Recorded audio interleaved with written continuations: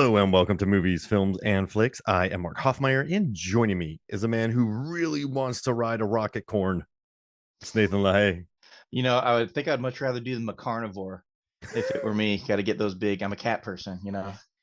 Got to get it going. I'm excited about this episode, Mark. We've talked about it for a while, and when we committed to it, it's just and I can't say enough about this movie. I just love it. From the first time I saw it, it was just like it hits everything for me. It's funny, it's stupid, it pulls the heartstrings. It's all the moments with Grug and Eep, just the daddy daughter thing, because I have a daughter, you have a daughter. It's just those things, like it's just everything about the movie I love. And I remember when we first started talking about it, the only thing that I want, that I know exists, that they need to have, just released to the masses, is backstage footage in the recording studio of Nick Cage going nuts as Grug. I want to see him in action You know what I as he's doing all this stuff. you know what I love so much is I asked on Facebook, like, hey guys, what do you think about this movie? What do you think about Nick Cage voicing a caveman? And Aaron Newirth wrote something great. Like Aaron Newirth said he never phones anything in. And so just watching him, listening to him going, ooh, ah, whoa, ah, ah, like Nicolas Cage puts the work in this. I love Ryan Reynolds, but he's very Ryan Reynolds.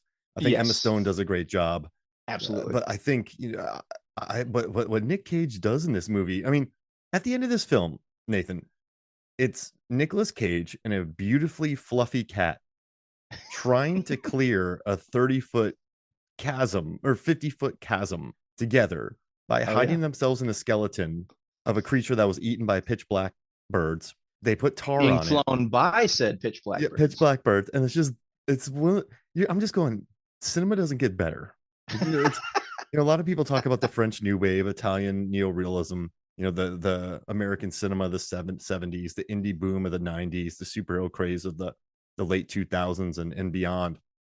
No one But talks for about the me, Croods of the 2010s. yeah, no one Yeah, it's not there. Yeah, no one talks about this scene. Like, it's weird. Does Crude have a big footprint? The Croods made over 500 million, gigantic film, nominated for an Oscar, had a sequel, had a TV show, but did it I don't really, maybe I just don't run in those circles, but it's not talked about as much, which is kind of a bummer because it's it's just a good not. time. A lot of DreamWorks movies are like that, which is a huge bummer because, like, you have Shrek. Of course, everyone's going to talk about Shrek, and you have Trolls, which is the big thing. But like, look, there was Megamind, which is one of the best DreamWorks pictures that gets referenced here and there. But like, I'm really would love that to have another sequel. That would be great if that had one. You've got Boss Baby, which was one I never thought that I would watch. Like, if I was not a parent and that trailer came on, I was like, that looks dumb. I'm not gonna watch that. And it's so funny that I find myself watching all these things as a parent that I never would have had an interest in beforehand. And they're so good. Boss Baby was so good. Trolls was the same way. I would have never watched Trolls. I just was like, oh, that's was never my thing, and why would I watch it? All three of those movies are great. It's just, but yeah, the Croods doesn't get brought up a whole lot in the conversation, and I wish it did because it's entertaining from start to finish. That and the sequel both, when they did the Croods and New Age, it's wonderful. The voice cast could not be put together better.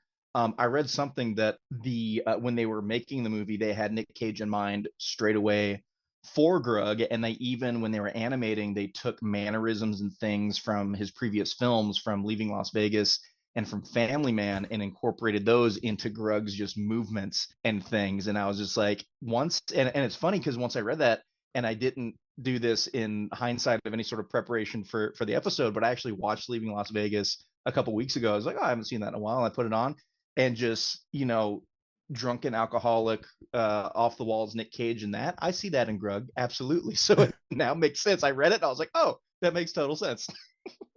And they wanted him to be Weatherman Cage in this movie, the beleaguered, weight of the world on his shoulders, trying his very hardest type of guy. The director said that. Chris DeMicco said that. And also, what's crazy? That Nicolas Cage was approached to maybe be the ogre in Shrek. I saw that too, and I was going, which I had never heard that. I had heard about Chris Farley. I heard about them recording, like Mike Myers starting to twice. record, yeah, with Chris Farley and Eddie Murphy and doing all that stuff. And I remember hearing some of a little blip of, I think he was doing the Onion speech or something, and I heard that in Chris Farley's voice, and it's just so funny thinking like what kind of movie that would have been if it was Chris Farley instead of Mike Myers. But yeah, I had never heard about Nick Cage, which again, having that same question, what kind of movie would that have been I found this if great. you had Nick Cage as Shrek instead? Fiona, it would have been interesting. It would have been very interesting. So this is what he had to say. I remember years ago there was some discussion about doing Shrek, and I didn't want to look like that. I didn't want to be the ogre. I didn't. Now maybe I should have, but I'm glad that Jeffrey Katzenberg thought of me again for this, and finally found the right one. It's been many years where the two of us have been trying to find the right match, and I must say I'm happy with the result. I like the quality of the humor in this film, and I think it's humor that parents will be comfortable with their children copying. It's pretty wholesome humor, and so I like that," said Cage. So he's yeah, and then like, hey, do you see yourself on Grug? And he's like, well, like I have kids and like I want to look after them, but he's like, I take a lot of chances. Have you seen my movies? He's like, I'm definitely not Grug. Yeah. But this is a movie with the sloth, like dun dun dun, and the fluffy cat. Like there's a scene where the fluffy cat is just chasing after Grug in the water, and it's just one of the most random, funny scenes. And it's just a good time, and it's easy to understand why it made so much money. Now what's crazy is Eep, according to the directors, can run 60 miles an hour.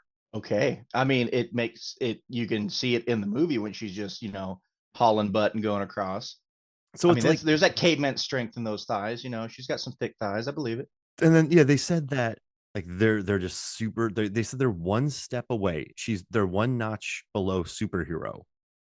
So when you think about this movie, this is an interesting thing, and I want to talk to you about this, Nathan. So I guess the core concept of this movie is Grug.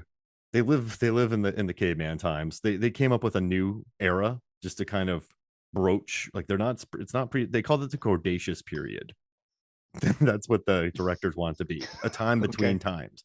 There you go. So it's about this guy, Nick. We're gonna call him Nick Cage, right? So it's about Nick Cage. He wants to keep his family safe, and that's Emma Stone, that's Catherine Keener, Clark Duke, and Cloris Leachman, and a baby, just as and Sandy, just like a dog child, which is very interesting. Absolutely. But everyone else is dead. All the other cave families are dead. So We're common led to cold, believe that. Yeah, smashed by a mammoth. Oh, do you I think think he's they had, lying? it could be because I mean, we never see him, which is something, but I wouldn't put it beyond Grug to just say, to invigorate that fear about we have to be in the cave. That, do you remember what happened to the Flintstones? Remember the Flintstones? They're not here anymore. So When was the last time you you saw think Wilma? he's that manipulative?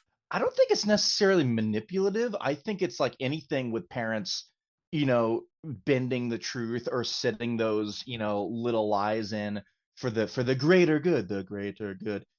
I mean, anything that's going through, it's like a little bit of fear is healthy. You Man, know, because the way you she's you don't talking want about it, bad things happening to your family, or she especially your knew those kids. she knew those families though, because she talks about, like, I love that we're having this discussion. I never thought we'd have this discussion. This makes me very happy. But like, it seems like she knows them, and they're all dead, and this time is horrible. But it's kind of interesting. So Grug actually got all of them raised. They're all healthy. They're all older. They're all in great cardio shape. They can run Fed 60 every miles an hour. week at least, Grug can kick a rock 1 mile, like a boulder 1 mile. and So a they, log even further. yeah. And so he's done a good job. Everyone else is dead. He's done a good job.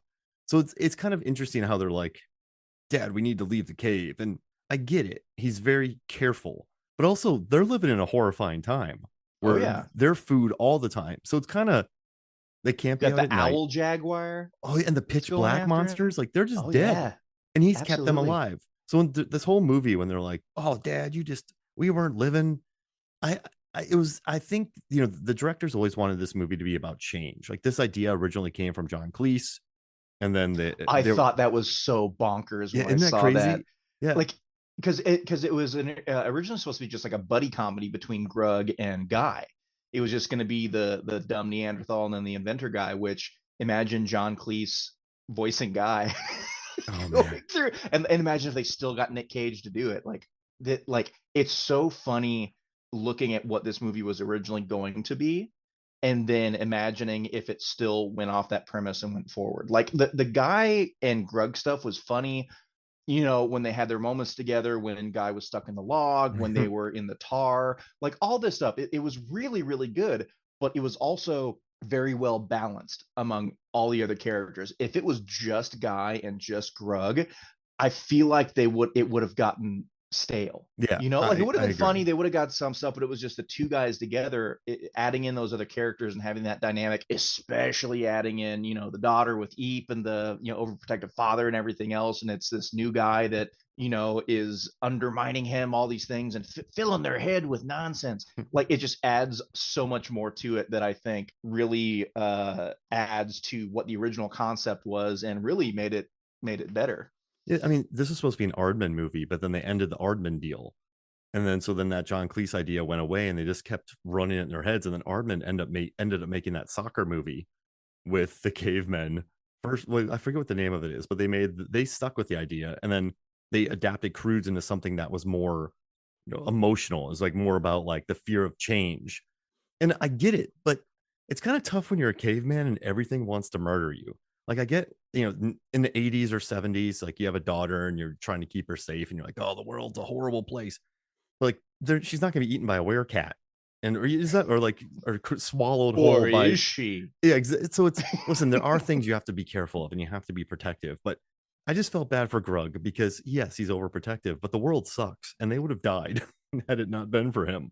So Well, it's there is that big thing that he came with too. It's like and that again that hits his parents and everything else. Is she was like, if we would have done it your way, if we would have stayed in the cave, we would have died. Like if we would have done it your way, that would have been the end of us. And it's that thing. It's such a good blend between the humor for kids and the humor for parents, but also just those big hitting moments. Because as fathers, we want to do everything we can to protect our kids, for Zoe and Ollie, for Mallory, and going on to Elise and Meg. Like we just want to wrap our arms around and protect them from all the ugliness and all the dangers of the world. But in doing that, we could still somehow, for no fault of our own, unconsciously harm them by trying to keep them that close. And it's such a good moment because it just hit Grug so hard and almost made the other family members kind of side with her in that moment.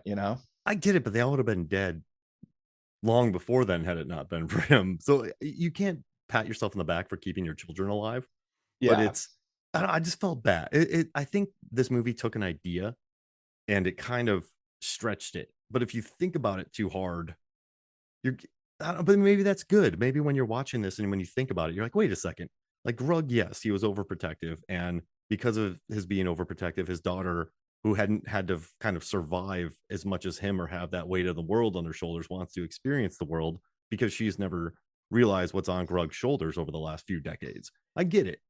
And it's funny. It's the wisdom that comes with age too, because Eep, yes, she knows the cave and everything else and all the things that she wants to see and wants to happen and go outside of her world. Grug I said Grug has seen that Great. world. Yeah. Grug has seen that world. He's seen all the horrible stuff. Like who knows what he went through in his childhood and the things that could have happened to his family. It's fun. Here's an interesting oh wait, no, it says that already. So Cloris Leachman plays the grandmother, and that is Uga's mom. There are not many cave people that live to that age. Yeah, so he's probably So just dragged her around for many years. exactly. So as much as like Grug has been like, oh, the outside world, imagine what she has seen Yeah. and the things, and she just kind of goes. It's interesting that she just goes along with everything. Well, her love Like I interest like was I'm, squashed by a rock and she was traded to marry somebody. but it's an interesting thing that I just said, like, oh, wisdom comes with age. It's funny that she doesn't have as much of, she just kind of goes along for the ride. She doesn't have as much of an opinion. She leaves the responsibility to Grug, but later on she does speak up and is like, we should follow Guy, we should do this. So I don't know, what do you think? If she would, do you think she was just happy to have a cave and she didn't have to chase after food as much with Grug, so she just went along with it until something better came along? Do well, you think well, she was just riding it out because she had survived everyone else in her that she knew and she won, quote unquote, the caveman games? I think it just gets to a point where Grug wants to be in a cave as his world is like his world is crumbling beneath his feet. It's like literal and Literal, metaphorical. yeah, Yeah. exactly. And so yes, what should we do? We should go to high ground. Oh, that's far away. Good idea. So I think the more they fight and the more they struggle, yeah, sometimes when like the mom or the mother-in-law just kind of they got their son-in-law, their husband's back for as long as possible, but then it gets to the point where like, oh, Greg, I'm gonna call him Greg. Greg, get over yourself. We're going to high ground. Like, listen to Yeah. Obi-Wan Kenobi. So it's they go to the high ground, and you know what? They have to figure it out, but they do live. Like they listen to Ryan Reynolds' plan. I know he has a character's name, Guy, free guy, but he's very Ryan Reynolds in this movie. But I think at that point, she's like, "Come on, man! Like, I'll let you stuff us in a hole for three days because the world's horrifying, but this is all about protecting our thing." Like, I think she knows he can keep her safe, but when he gets really awkward about his daughter and him and losing the power, then she kind of has to step in and be like, "Yo, dude, get over Just to yourself." Like, check him a little bit. yeah, like, come on, man, Yeah. we got to get to high ground. Yeah. And I think once he hears that, he's like, all right. But I mean, listen, he's a caveman. He's not that smart.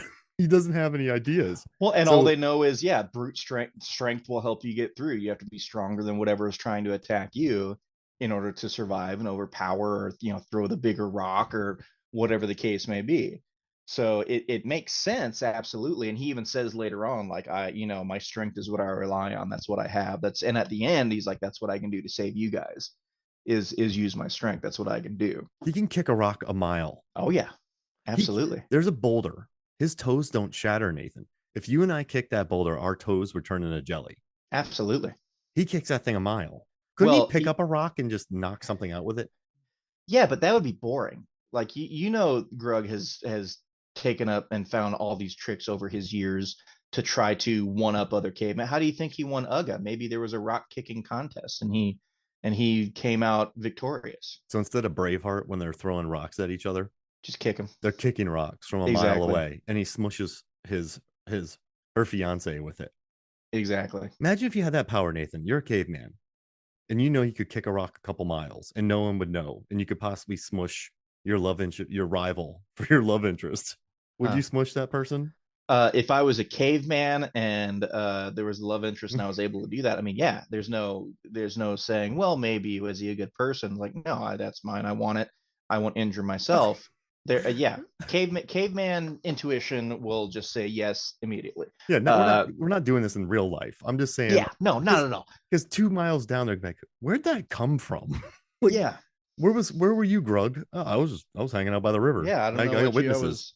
Yeah, exactly. You could ask Greg and Grug. They were the best two best friends. He's Hey, not he's not we've Homelander. Remember in The Boys when Homelander throws a baseball and Elizabeth Shue's like, that's gonna kill somebody in Portland.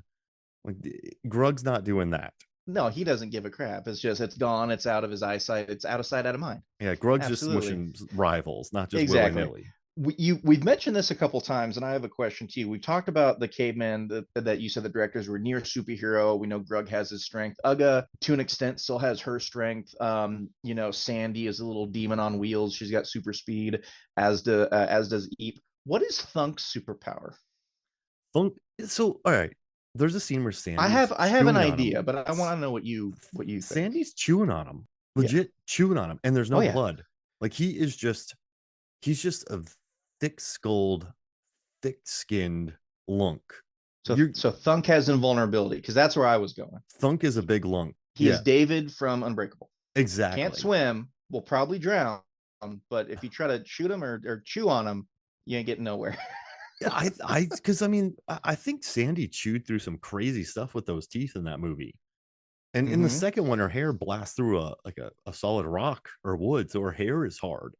So I mean, Mm-hmm. the fact that she can't chew through his skin, yeah, exactly. Like if you're gonna be dumb, you better be tough. I think Sandy just gets to be the chimera out of the whole family. She gets the strength, she gets the speed, she gets the invulnerability with her hair. Because if you're chewing on something invulnerable, your teeth are going away. So I Yeah, think she has also got that. She's just the chimera of all the powers combined it's a into one powerful being. family. It Powerful, really powerful is. family. It really is. And I think that as far as the grandma, I think she just communicates with animals, because she has the scarf that eventually goes around to the end of it. She gets her little like lemur scarf.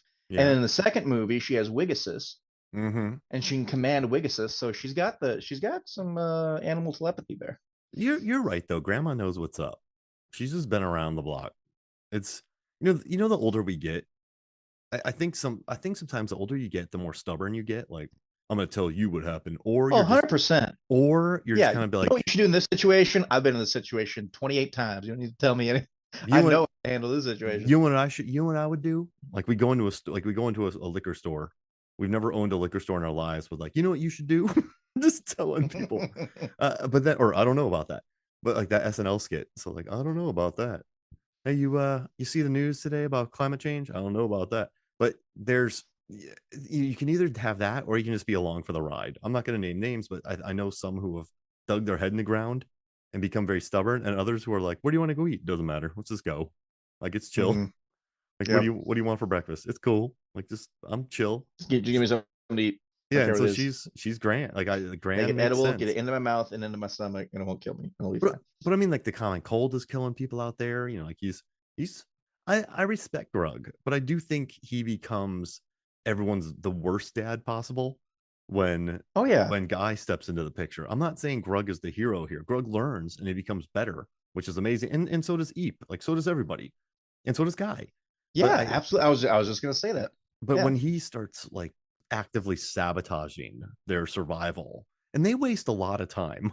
Like, that scene when they're taking a road trip and they're just yelling at each other for the Oh entire yeah. day. They could have ran, Oh yeah. but they were just yelling at each. That's a good bit.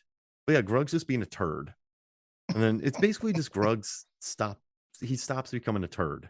Yeah, and it's interesting because going back to your stubbornness, there's one thing about him being set in his ways and being protective, and strength is the only thing going through. But when he sees Guy, even though he doesn't agree with him, with the ideas that he comes up with for the fish shoes, or the Mm-hmm. it wasn't Guy's idea, but like the flowers, pretending to be flowers so the giant things don't eat you. Like, he sees these things that he doesn't agree with, that he thinks thinking is bad, but he sees the products and he sees the benefits and the success of it, and he's still fighting against it. Like, that makes you a turd. Yeah, Yeah, 100%. Like, big old Neanderthal turd. because it gets over being overprotective. Like, hey, I don't want my child to die of a mammoth smush or a Mm, common cold. But then it gets to the point where, no, I am not going to wear shoes, or I'm not going to do this. It's like, come on, yeah. Grug. But you know what? That's what the story has to be. If Grug was adaptable, if Guy, like, I love that Guy has to have a tragic backstory. It's just the tar pits, and then he gets stuck in tar. Yeah. But I like how they get out of there, by the way. Like Nick Cage acting as a paper mache Give me cat. those acting sticks. And it's funny, the thing that they've been running from the whole movie, that was going to kill them, that was their biggest threat, ends up being their savior. Not only for that, but near the end of the movie too, and the McCarnivore and Grug are in the cave, and they almost have to rely on each other to get this flying apparatus together to make it across the crevice. It's an interesting little twist at the end of it, that what would kill you is now your savior almost. I want to cuddle with that cat so Oh much. God, That cat, dude, when it's in I the don't know. cave, smashing them and purring, I'm like, that's a fun way to go. Oh yeah, I would die happy if there was an 800-pound cat. Not even that. If the end of the world was happening, and I found myself in a cavern, a very poorly lit cavern, and there were nothing but like tigers and lions and just these like giant beasts, and they were scared, and we were all cuddled together, and the cave collapsed and we all died, I would die happy. Like, that would be so great. And I don't know if I ever told you this. The first San Diego Comic before the movie came out, the first San Diego Comic Con I ever went to, was like, I think 2011, 2012. I went with Greg Horn. He invited me, and it was like the best moment ever. But I actually got to meet Chris Sanders at that show, and he was handing out promotional posters for the Croods. Like, I Hey, knew that he was like, "Oh yeah, I did Lilo and Stitch." I was like, "That movie's great." He's like, "Yeah, we got this going," and he signed it, and I still have it. And it was Eep on the McCarnivore, and a bunch of like little sketches and things from like concept art and things like that. And it's the best thing ever. And as soon as I saw that giant cat, I fell in love. And so, and he even told us, he's like, yeah, the voice cast, it's like Ryan Reynolds and Emma Stone and Nick Cage. Was like, this movie's going to be great. I can't wait for it. And then, of course, it comes out and it's wonderful. But I still have that poster around. I need to put it up. But it's funny. I almost had like a little inside information before it came out. But yeah, the McCarnivore was one of my favorite things about the movie. And it's funny too when you're talking about either the Croods or any other DreamWorks or whatever, like the merchandise that comes out for movies. I don't remember ever seeing any Croods merchandise, or even now, like shirts or anything that ever came out. If I ever find a carnivore plushie that's gigantic, I'm buying it immediately. Not for my kids either. It's gonna be for me. I'm gonna like put it in my bed and cuddle up to it every night, and just like if it had like, yeah, I'll go to Build a Bear and get a little like thing to go in it, so it's like a purr, maybe a little vibration. Like, how great is that? That'd be wonderful. I want a Grug caveman now. You want to But I think get 5 different emotes from his from I his love voice that. acting in there Like, when he's freaking out trying to scare the punch monkeys. oh, man, they come back in the sequel too. They're just a bunch of punch happy punks. Yeah. Oh yeah. They have their own language with violence. You know, many It's concussions they have. terrifying. No, And Guy knows the language. How did Guy? Yeah, I know we're going into the second movie now, but how did Guy? Did he have like a like study abroad program where he just he's lived just with a better punch man. monkeys for a year and He's just a and, better and man. got to beat the ever living crap out of them to learn to learn their language? It's the third time I'm saying it, but he's a better man. I love that their name of that family is a better man. The Bettermans. The But Bettermans, it's n- so good. no, I Are we mean, going to talk listen, about the how did second movie, or do we I, need to stay to the I first? don't Because this is we'll save it. we We'll can do save a it. sequel. We can do a Now, the secondary. Yeah. thing I think about with DreamWorks, and I don't want to get into like a Pixar versus DreamWorks argument, but DreamWorks has been very smart with their toy lines. Now, everyone talks about just you know what I love is like Toy Story 1 through 4. They're movies called Toy Story that have sold billions of dollars in toys. And then people are like, "Oh, like it's art." But then people go Cars. Cars is just all about the marketing and toys. I'm like, "Guys, you love Toy Story." Like I don't know, I feel that's I You don't have like 19 Duke Kabooms. yeah. What are you talking about? Yeah, I don't feel bad. I honestly, like when people start complaining about the Cars being kids movies, it's like, well, yeah, because they are kids movies, and I guarantee you that Cars funded some of your favorite Pixar movies just by Yeah. merchandise. But I do think they've been very smart in regards to you drop a Good Dinosaur didn't hit, but that could have had a good toy line. But you have Toy Oh Story and you yeah. have Cars. That makes them so much money that they can make um, a Ratatouille. They can make Hmm. movies like that. But then you have DreamWorks Animation. And listen, I have a ton of How to Train Your Dragon pops. I think those three Oh movies are God, it's gorgeous. so good. Roger Deakins was the visual consultant on those movies, and I was watching the second one the other day. Those movies are hard. They hurt. Like Yeah. they some of them, like the second one is not a comfy watch, right? It's not a watch that you just sit down and feel good about. And they're beautiful movies and they're gorgeous and they should have won Yeah. Oscars. Yeah. One of the alphas gets taken out. Oh, Friggin' dude, Toothless gets like recruited by the enemy. Friggin' Jamon Hansu with the missing arm. He's terrifying. terrifying. And Yeah. you know what's crazy though is that if you think about DreamWorks, right? The Shrek movies, Shrek 2, I'm 41, so I remember when Shrek 2 came out and was a legitimate event. It came out on May 19th and it made 935 million. And this is before we had Iron Man tearing it up. This is before we Yeah. had Inside Out pulling a billion. People Yeah. forget just how big it was. But the thing is, like, Shrek merch wasn't huge. Like people weren't buying Shrek dolls. Hmm. Madagascar came out, big hit. Madagascar 3 is like a beautiful, insane thing where they just Dude, drop I some can't tell acid. you how many times I've watched those movies. Zoe and Ollie went through like 4 months of just like switching them in and out, like every movie night. Which man? Okay, they'd be like, "What do you want to watch?" Like Madagascar. I was like, "Okay, which one?" And it would go like three, one, two, three. It's just like so many times I've watched those movies. And again, ones that I would have never like. I don't care about Ben Stiller being a lion. Like I don't want to. But now that I'm a dad, like they're good. Yeah, three is And wonderful. and I listen, love it. Kung Fu Panda 2 is gorgeous to look Oh my at. Kung god. Fu Panda, like they're all gorgeous. How to Yeah. Train Your Dragon. But I think what's interesting with them is that they're very heavy. And I think that has hurt the merch lines because even though there's tons of dragons, which are incredible, I don't Mhm. see too many selling, right? But then you look at Pixar and toys and or like Toy Story, right? They're toys, but when you're not Mm-hmm. looking, they're alive. That's so devious. But they made a good movie. And then you look at Cars. You know, make Cars merch. So it's I think one thing that hurt DreamWorks were they had gigantic budgets for their movies. I mean, their budgets really started to balloon. Like How to Train Your Dragon is gorgeous, but 165 million. Monsters vs. Aliens, 175. Penguins of Madagascar, 132. Rise of the Guardians, 145. B movie costs 150 million. Mr. Peabody and Sherman, 145 million. So Gosh. yeah, they got too expensive. They had to kind of scale back and rethink, and then they put out Ruby Gillman, Teenage Kraken, which only had a $70 million budget. But I think they, but what's a bummer is like the Kung Fu Panda movies and the How to Train Your Dragon movies. They're gorgeous. They are Oh yeah. gorgeous. Even Rise of the Guardians, you mentioned it. I know that was one of DreamWorks's bigger flops. They lost like what, like $80 million Yeah, it or wasn't something good. on that. I love that movie. Like, yeah, talking about like gorgeous stuff and things that hit hard. Like Pitch Black takes out Sandman and Yeah, like, the Tooth Fairy is dying. I was like, this is like intense stuff for kids.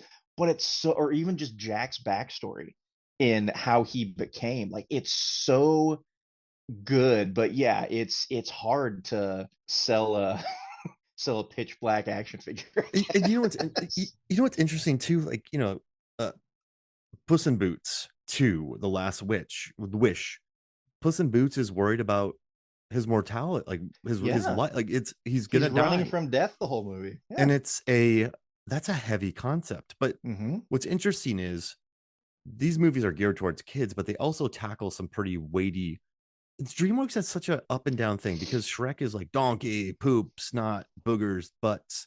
Lord Farquaad making And some then gross ultimately jokes. comes around to being who you are and Yeah, loving the yeah. person inside, and But then which you is have great. Yeah, not to, well, like, of course you and I aren't knocking the moral of the story, but yeah, it's much more flighty and nonsensical with the farts and the burps and boogers and things like that, as opposed to, yeah, your Rise of the Guardians, or yeah, or you're running from the wolf that's actually death the whole time. it's great. And like Kung Fu Panda, there's some weighty issues on there. Gary Oldman's villain was quite scary in that movie. So it's interesting. They walk a PG line. These aren't cars. Like I know Toy Story movies get heavy. Toy Story 3, geez Hmm. Louise. But Yeah. I think Pixar can do a good job of just not like I love Turning Red. I love Luca. I think Inside Out is good about dealing with your emotions, but those are more seemingly kid friendly. But I think they're meant for different age groups, and I think that's why there's never been a DreamWorks animation film that cracked a billion because for some reason it didn't have the Because it's name. not so much ha ha. Which, I Yeah, mean, and going back to, I know we're kind of jumping all over DreamWorks now, but like going back to the Croods, there is so much ha ha in there. haha, but it's Like, funny, haha. holy crap. It's, and like going into the second movie, the peanut toe, and the friggin' the giant hand from the bee sting. Like, there's so much funny stuff and just clever stuff in it. Yeah, it definitely takes a turn. Even like Megamind is, I would say, is one of the most ha ha out of the DreamWorks, but it has some really deep stuff, like the villain that becomes the hero that walks away because he's not fulfilled, the guy that is borderline obsessive stalker that now has these powers and does whatever he wants. Like, this is, kids don't grasp these things as much. It's almost like kids are just sitting there, like, clapping their hands, haha, and the parents are kind of gripping the armrests of the theater, being like, "This is heavy stuff. I wonder if you're going to be able to hear all this." How to But that's Train Your that's Dragon, man, for like a 6-year-old. Holy mackerel, bro! yeah, That's that's a herder right there. that's the good stuff, though. I look forward, because Zoe's turning 10 next month. It's bonkers. But as she gets older, revisiting these movies is going to be interesting, because I equate it to, so any time that in your life you have different moments that progress on, whether you get engaged, you get married, you have kids, whatever it is, there are certain things that you go back to earlier in life and you revisit that just hit different. The thing that I always tell people is my favorite comic book series, Saga by Brian K. Vaughan. It's like a giant space opera, two warring alien races, blah blah blah, two of them get together. It's almost like a Romeo and Juliet type of thing, but it's very heavily based in like family, and they have a kid that should have never happened. And I remember reading it before I had kids and just loving it. It was so funny and all this stuff. I reread it now, and there are about 5 or 6 moments that make me choke up because I'm now a dad. It's just, and I think that the DreamWorks movies skate that line a lot closer than Pixar. And I look forward to when my kids get older and be like, hey, remember that movie? Let's go watch it again. And having them be like, Dad, oh my God. Yeah, you showed me this when I was 7. I'm like, you didn't know the world then, kiddo. Sorry. Yeah, and but that's the mark of a good movie. I think when there's a Yeah. movie when you can watch it as a kid and just love the whiz bang of it all, and then there's a movie you watch when you're 5 years older and you can appreciate more of the relationships between the kids, or the relationship between Hiccup and, oh crap, what's her name? She's great, America Oh, Ferrara. oh my gosh. I can see her But she's character in great. my head. And, Yeah, their fantastic. relationship. And then when you get older, and when Gerard Butler gets wiped out, when he gets with his mom, like when he finds his mom, you're just like, holy mackerel. Hmm. There's, I think that's the best entertainment. And this is really weird, but that's why I love Starship Troopers, because when I watched it when I was a Whoa, teenager, big shift. yeah, but Big like, shift. but I'm just saying, when I watched that movie as a kid, I was like, action, death, Kill the yes, bug, yes, get him, yes. throw the And thing in the back of it, blow it up. Yeah. and then I got older, and I was like, oh, this is a take on fascism, and all these people were cast because they have TV good looks, and the way the dialogue is on purpose. So not only is this a good lizard brain movie, but this is a good take on like fascism, and it's actually a really like not subtle, but it's just a very smart take. So it's a movie that evolved with me as I got older. It's like Yeah. Ferris Bueller. I used to love Ferris Bueller when I was older. Now I think he's a little punk.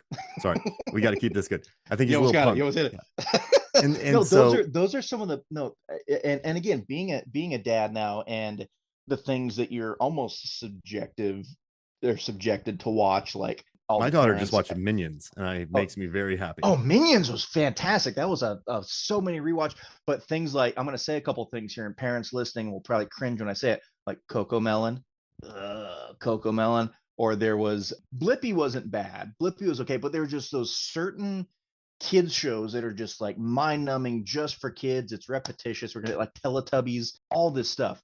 But the things that are more smart and more entertaining, not only for like us parents, but even for the kids too, is like Sesame Street doing like the cookie theater where they did like the Cookie Monster version of Game of Thrones, or like anything that like makes it so goofy and up in the air and ha ha that kids are gonna just laugh and clap and be like, oh, that was so silly, and then have parents in the back like holding their lips closed because they get a joke that is just for the parents, or something that's just so over the kids' heads. Those are the most entertaining things because it spans that audience, right? It has that big big gap that everyone's going to be entertained whether you're 8 or 80 for whatever reason. And as you go back to watch it for reviewing purposes, you're going to find things later on you're like, holy crap, I've watched that a million times when I was 7 years old. How did I not get this and this? No, you're absolutely right. And I think that's why growing up, I loved movies that like Stand By Me, or I don't know, movies where kids go on an adventure and learn some stuff. I feel like when there's a little bit of danger, and I think the Croods has that. I Oh, think How to Train Your absolutely. Dragon has it. I think Kung Fu Panda, they have that. So it's a, I don't know, there's some really neat learning lessons to get. And I'm not saying, I think Pixar has those. I think, I think Illumination is just a lot just to make kids laugh, and they're a lot Mm-hmm. cheaper, and they learn from DreamWorks. But yeah, I think what's interesting too about DreamWorks is when you watch a Illumination movie, when you watch a Studio Ghibli movie, when you watch a GK, who's the man, who there's a Irish studio. When you watch one of their films, I forget the name of their studio. You know who it is. But with Mm-hmm. these movies, I wouldn't say Kung Fu Panda looks anything like How to Train Your Dragon, looks anything like Shrek, looks anything like Megamind, looks anything like The Croods, looks Yeah, anything they like, can definitely stand on their own. They have their own uniqueness to them that clearly they're all part of the same kind of studio going through, but they could stand alone kind of on their own. One thing that you said that I think we should touch base on, you said like, everyone kind of learns something in this journey. Going back to what do you think out of all the characters in the cruise? You have Guy, you have Eep, you have Grug. what do you think is the thing that they took away from the journey that was like number one that went through? I think we should go through all of them and be like, what was the thing that they learned or that they got out of their shell or do whatever? Like clearly Thunk doesn't have to be afraid of everything. Mm-hmm. And Not he has a everything buddy is terrifying and eat you. Yeah, he has Douglas. He has who a best friend now when that I thought prior to Douglas the died. cave, yeah, prior to the cave, Thunk would have tried to kill Douglas.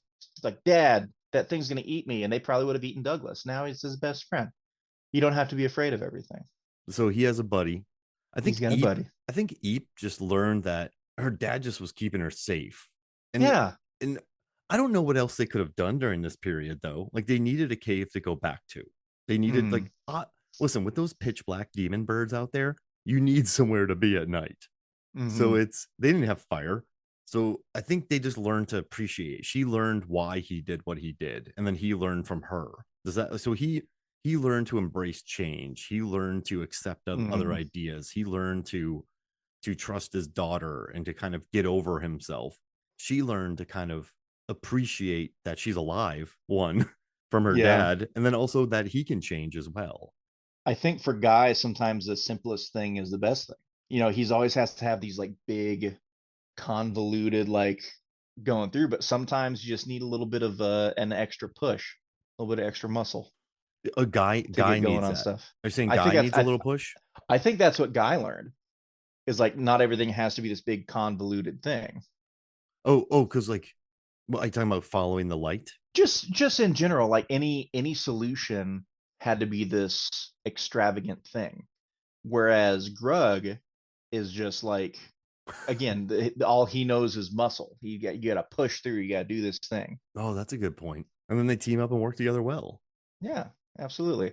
What do we think? What do we think? Grandma learned nothing. She already knew everything. Yeah, She's she been through it all before. It's yeah. old hat. No, but you know what? I think she learned to speak up with Grug because he was always like, "Is she Yeah. dead?" And I think they learned mutual respect between each other. So I think that's Yep. good. Yeah. For sure. For Uh, sure. In-laws can be tough. and I think that the most underrepresented character here is Uga because she's like, "Oh, your dad's doing the best he can, but your Just daughter's trying to doing a keep the good thing." peace the Yeah, whole time. Yeah. exactly. And so I don't think she learns too much, but now I think her life will be a lot easier because she doesn't have to deal with these two punks fighting with each other all the time. Yeah. Like Ug's got a wait, no, Thunk has a friend. Grug's kind of gotten over himself. He's embraced change.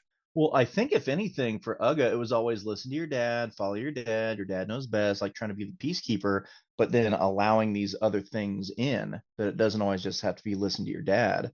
It's almost to an extent the same thing as the grandma that she is able to speak up, is able to speak her mind, is able to, she's still the peacekeeper, but she's opened herself up for other possibilities. Yeah, and I think she'll just be able to become her own self. Just now that they're out in the world, and Grug will I be think Uga busy. has a lot more development in the second movie, Yeah, one thousand exactly. Yeah, percent. Oh because yeah, because she's out of the cave and her daughter's hanging out. Her daughter's dealing with Ryan Reynolds. Her dad's out there figuring like her husband's out there checking stuff out. Her son's watching TV, so and she she's deals living the with dream. another mom that thinks Yeah. she knows better, and Oh yeah, gosh. good stuff. Oh man. God, the But second movie is just so good too.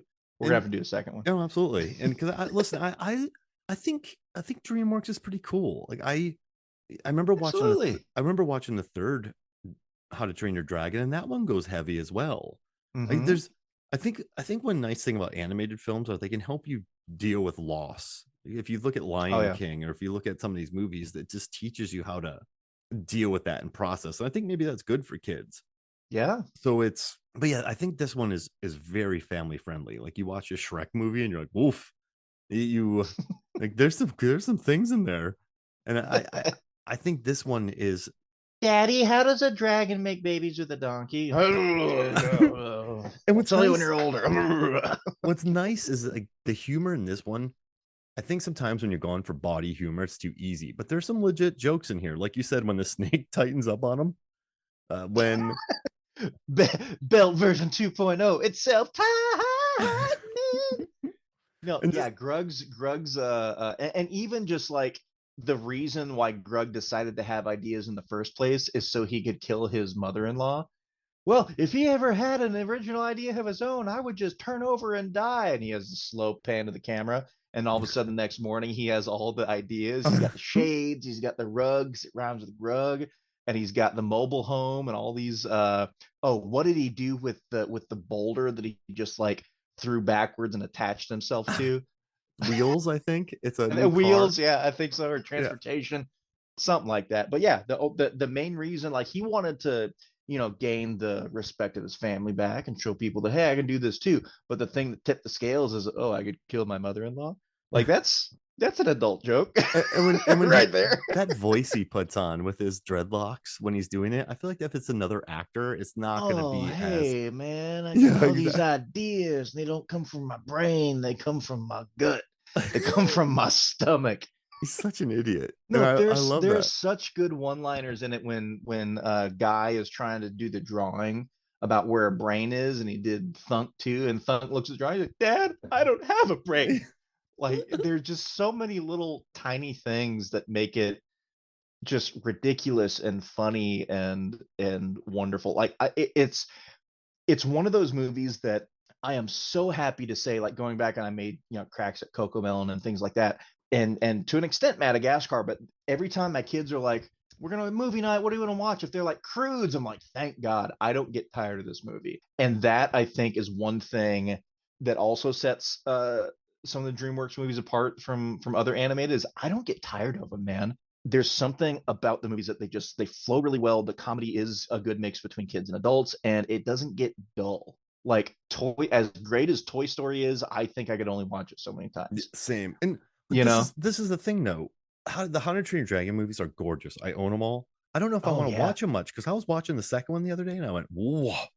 And so for me, it's Minions, just Minions all day. Because yeah, Minions, not only have I've written 5 episodes for Film Theory about it, so I know every single corner of all the Minions episodes. yeah, I know how to kill them. I know what they are.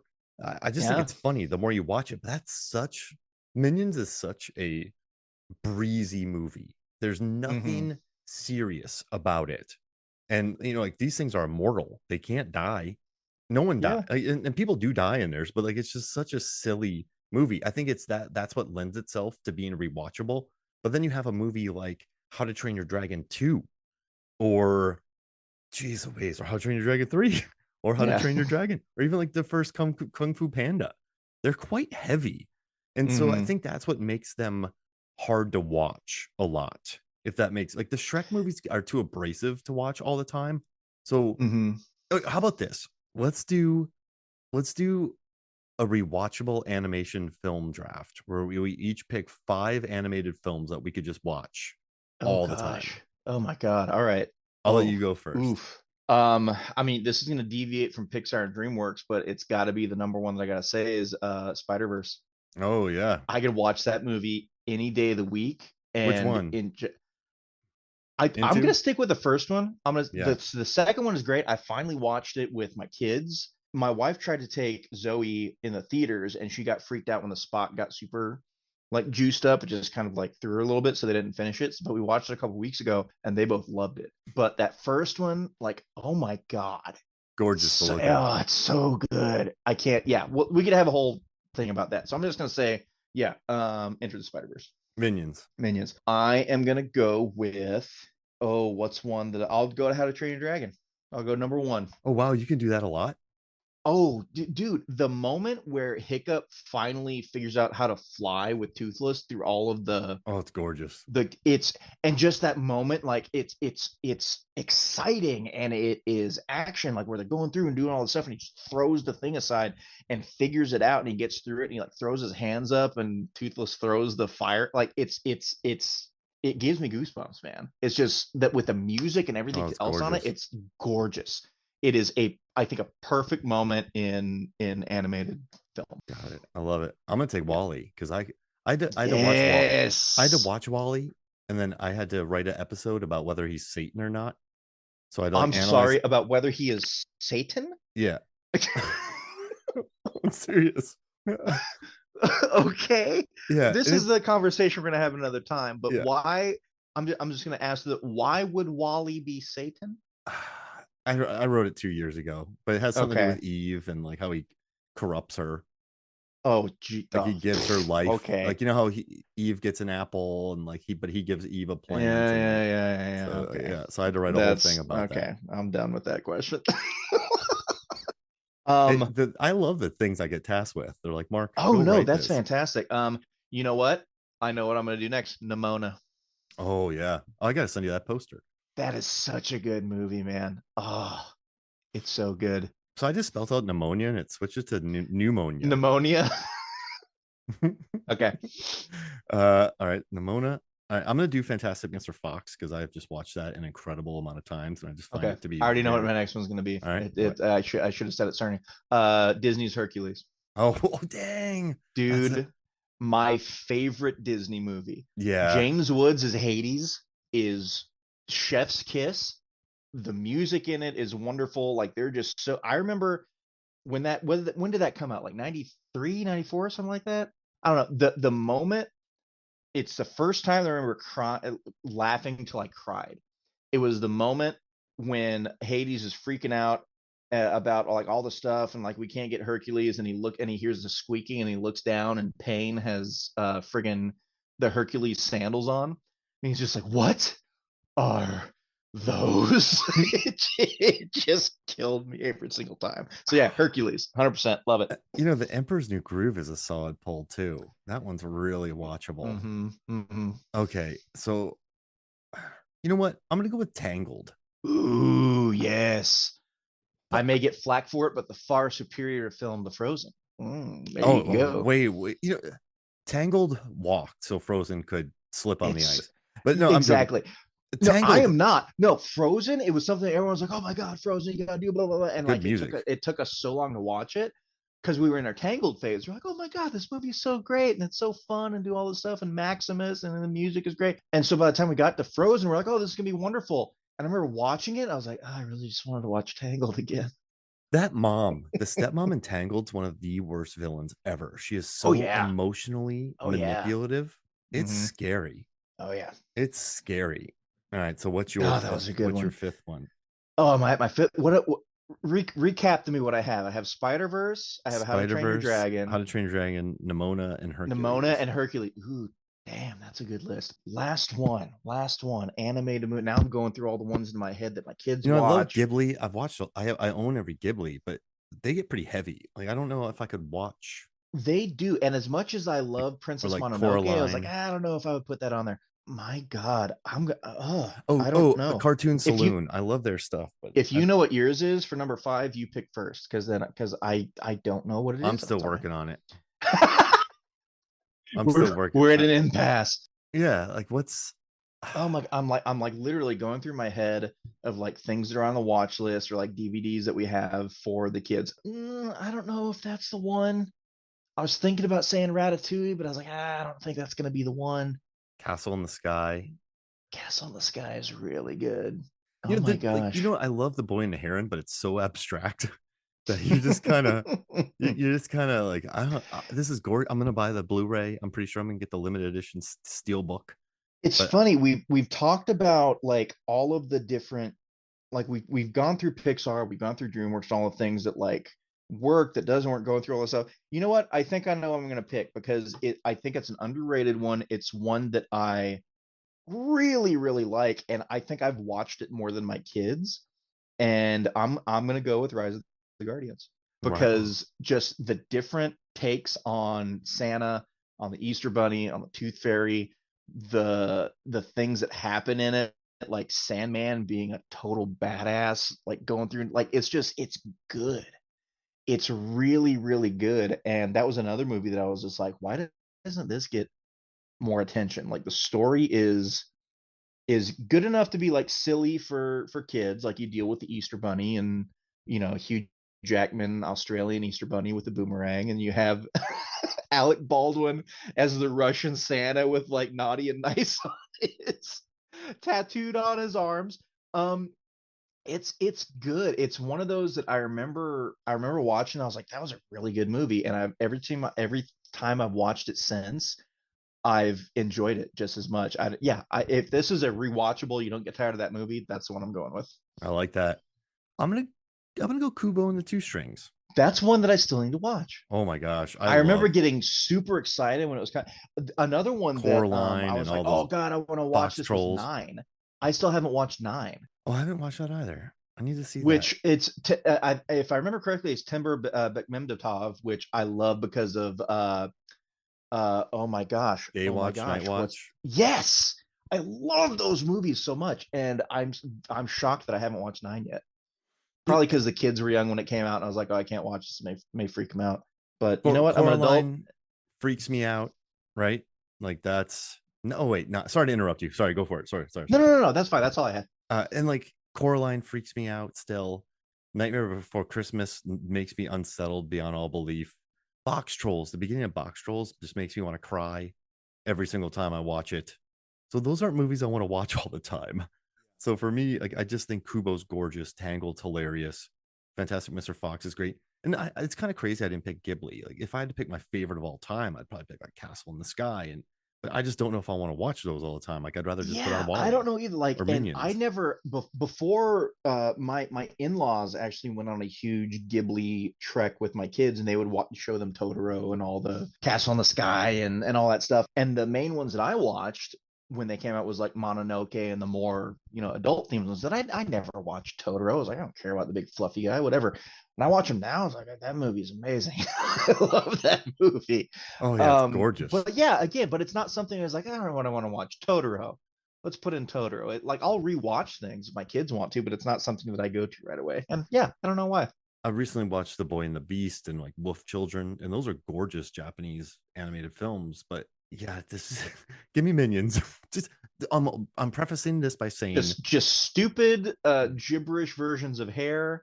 That's all to I want. watch just the best rewatchable movies are just the ones that you can just flow with, if that makes sense. Like not the Yeah, ones that it's just you don't have put to you in a think meat about. grinder. Yeah, it's nonsensical. You can just watch and laugh and have a good time, and you don't have to worry about, if you're gonna get brought down by someone, the Mufasa falling to his death, or look around and if your kids are watching it with you, are they gonna get sad about something? It's Or the yeah, it's Hunchback of Notre Dame, that guy singing Hellfire about like that woman. He's gonna like damn her to hell because he can't hook that up with her. movie. Yeah, the things you miss as a kid. We could do a whole episode on animated or kids movies that you watched that you didn't understand the bigger implications of, or certain jokes, but beyond. I think when the first episode we did for Teenage Mutant Ninja Turtles, I missed the gay joke between Casey Jones and Donatello as a kid. Went right over my head. You're a claustrophobic. You want a fist in the mouth? I never looked at another guy before. I was like, oh my God. Yeah, that's a 89 line, huh? But Absolutely. listen, man, this was fun to tackle, and I had a good time learning about this movie, researching it, reading about Nick Cage. Just I think this was fun. And it's just It funny. was. It's well. I'll pose a question to you on this one because it could be a very it can be a varied answer with all the goofiness and certain things that go on in this movie with Nick Cage acting like a caveman and going nutso on punch monkeys, with Guy coming up with all these insane ideas with all the different chimera animals that they made, like the Macarnivore or the owl jaguar, like any of these other things. What was your favorite part of the movie? Whether it's a creature, whether it was a moment, whether it was an invention from Guy, whether it was a one liner from one of the characters. What's something that if you had to look through the whole thing, you're like, that's or just the most ingenious thing that they could have done for cavemen. All right, top three. Belt going dun dun dun with perfect comic timing. Yeah. The first time Belt did it was great. The second Belt one, was voiced by Chris Sanders as yeah, I well. love that, and he did Yep. Stitch. So Yep, it's yep, yep. and I think the fluffy cat swimming in the water after Grug, and Grug's like, "Oh crap!" Like that's just so funny. Like it's just such a Mhm. funny, cheeky moment. And then the third is just watching the cat and Grug and Doug in a skeleton carried by murderous red birds across the chasm. Yep. I was watching that. I'm like, this is peak cinema. Doesn't get any better than this. I think for me it was the shoe moment right away when they're going through. I mean, you Where are my have the feet? the I the love them. fish. Yeah, exactly. You have the fish on Thunk. You have like all these different things. Like he's afraid of his own shoes, and then just the moment with Eve where she looks down. And she's like, ah, oh, I love them. Where are my feet? like that was perfect. Nick Cage going full caveman, just going like that is what I want to see. I want to see him in the recording studio. I want to see all his mannerisms going nuts and all the different takes because it's freaking hilarious. And then, oh man, what would number three be? You can come out of the cave, but you didn't give the single. I'm saying you can come out of the cave. Well, yeah, but how do I know? Okay, good. I can come out of the cave now.